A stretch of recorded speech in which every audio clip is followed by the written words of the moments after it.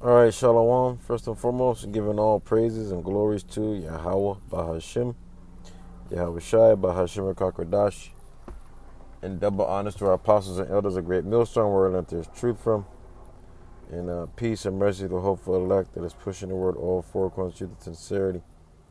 I'm the brother Kawam Gabar coming back with another lesson to edify the body.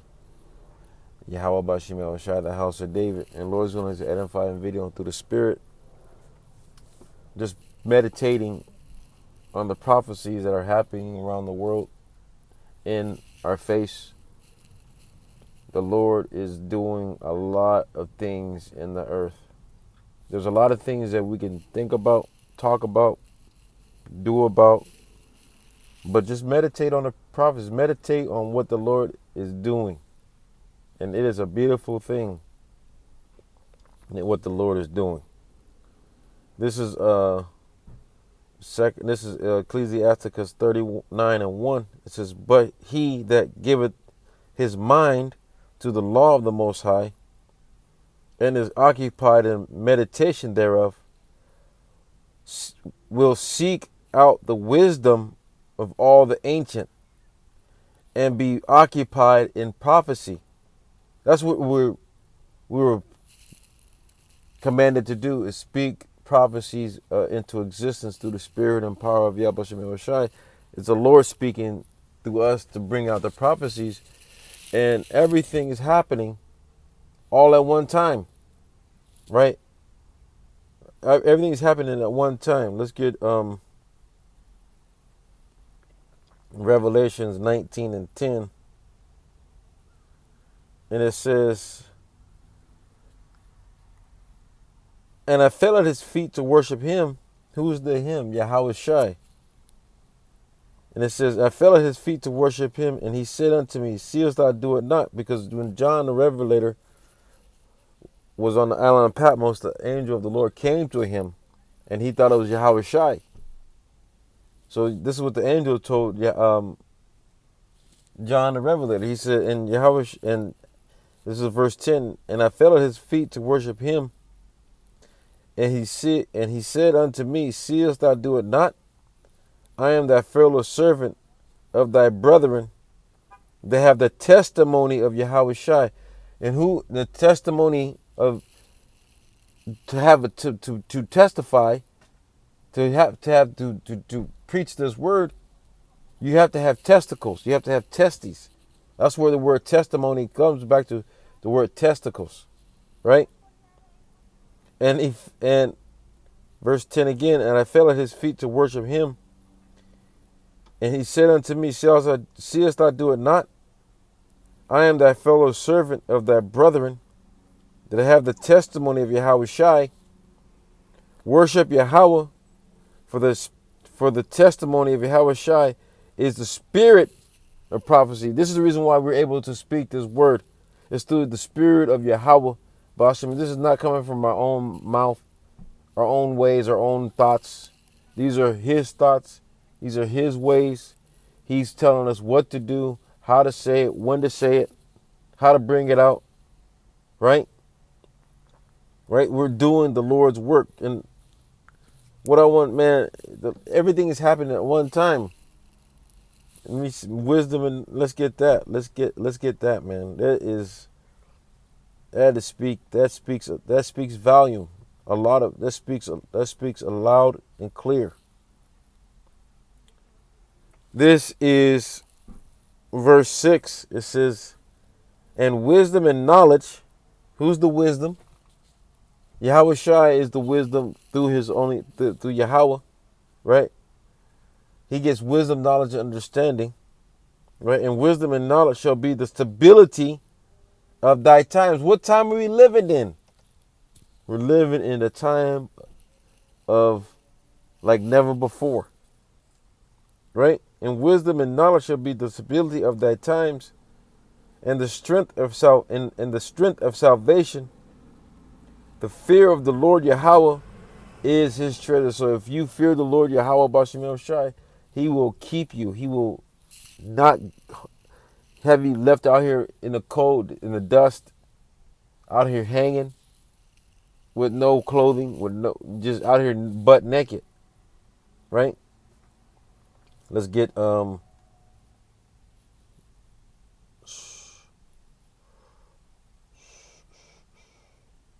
Slovakia. Second Ezra, man, 15 and 1. It says, "Behold, speak thou in the ears of my people the words of prophecy."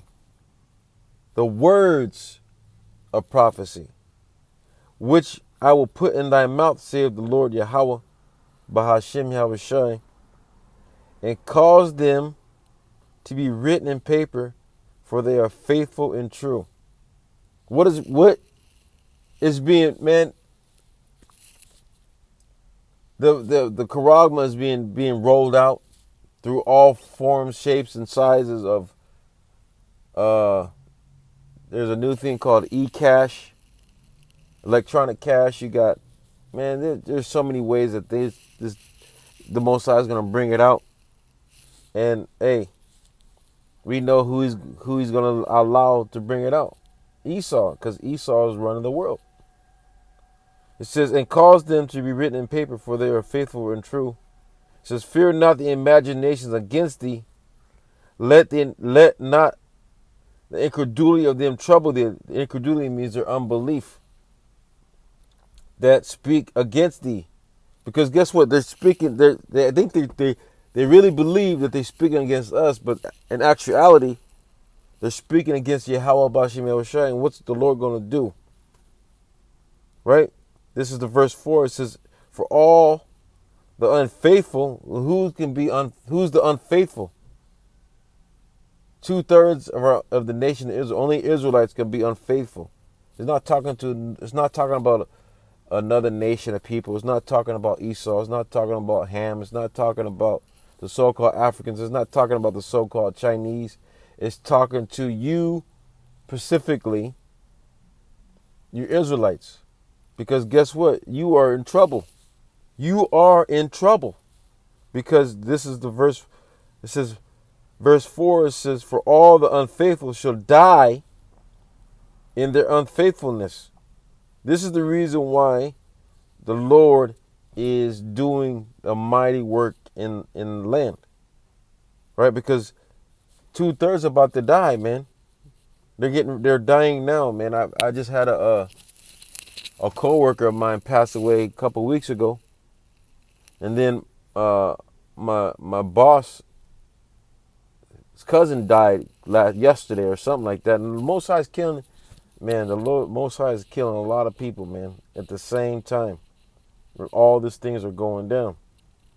Let's get Isaiah 45 and 7. And it reads,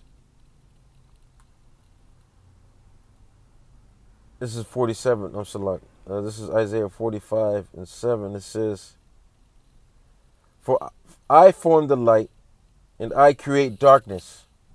I make peace and create evil.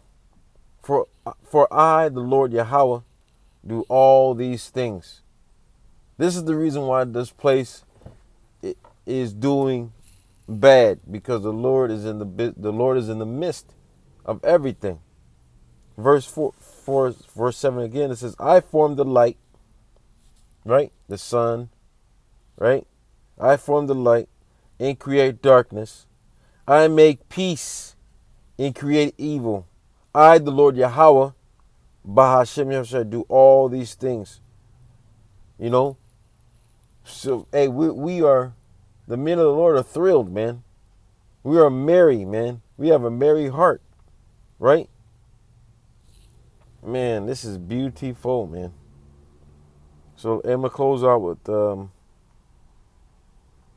Revelation, going back into Revelations.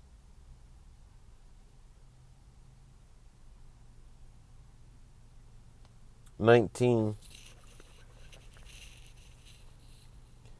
and 7 and 9. And it reads, it says, let us be glad and rejoice and give honor to him, for the marriage of the Lamb is ready, is come, and his wife hath made herself ready. How are we making ourselves ready? Through the prophecies through this word, the things that we are able to report through the scriptures, and we're seeing the things that are happening on our earth, and we're reporting it to our people, and mainly to the body of Yahweh Bashem Yahushua, because it's only about the elect. It's all about the elect, right? Verse 7, it says, let us be glad and rejoice and give honor to Yahweh Bashem Yahushua, for the marriage of the Lamb is come. This is the reason the Lord is coming back to what? To do a lot of killing. And the Lord is also going to do is going to have salvation for the elect. Right? It says, "Let us be glad and rejoice." This makes us glad. This makes us rejoice because we see the writing on the wall. Right? It says, "Let us be glad and rejoice and give honor to him, Yahweh Bashem Yahushai, for the marriage of the Lamb is come, and his wife hath made herself ready, mentally, physically, spiritually." You know, let's get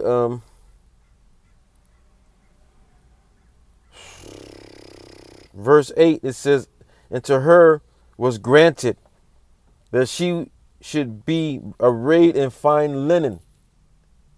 Because these clothes that we wear now don't have 100% linen. Some of them do, but it costs your arm and a leg. You wearing, these are mixed fabrics.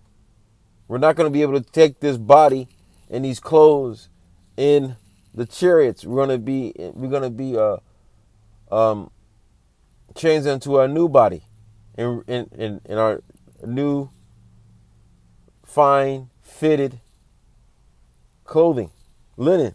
Right? It says, and to her was granted that she should be arrayed in fine linen, cleaned and white, pure. Man, clean and white. For the fine linen is the righteousness of the saints. Right? The righteousness of the saints. We're only doing this. The saints, the righteousness of the saints is the elect. Verse 9, it says, "And he said unto me, right blessed are they which are called unto the marriage supper of the Lamb. And he said unto me, these are the true sayings of Yahweh." So if you meditate on the prophecies, if you meditate on what's going on, if you meditate on just the things that are happening to you, because guess what? You still got to meditate on the prophecies, even though you're going through the hell and trials and tribulations. The Lord is hiding us in the midst of these people because they don't. The Lord has blocked their ears. The Lord has blocked their eyes. He said, "Blessed are your ears and blessed are your eyes." We are tremendously blessed, brothers and sisters. Verse 9 again, and I'm going to close out. It says, "And he said unto me, right blessed are they which are called unto the marriage supper of the Lamb." Because man, that's heavy, bros. Lord's willing, we are of that number, man, to be able to sit at his father's Yahweh's table and be able to have supper and that fine wine that he's waiting to crack open to pour with us, because we kept his word, we kept his sayings, we did what he had commanded us to do until the end, Lord's willing. And it says, and to her was granted that she should be arrayed in fine linen, clean and white. For fine linen is the righteousness of the saints. And only the Israelites can be the saints. Only the saints of the saints is the elect. because 2/3 are gonna be. They got the Lord is the Lord Yahweh Shem Shai is getting them out the way, because they're just paper. They ain't shit. You know. So with that, I'm giving all praises and glories to Yahweh, Bahashem, Yahweh Shai, Bahashem Rakakwadash, and double honors to our apostles and elders of Great Millstone, where I learned this truth from. And peace and mercy to the hopeful elect. DTA Ababa Kwame Shalom.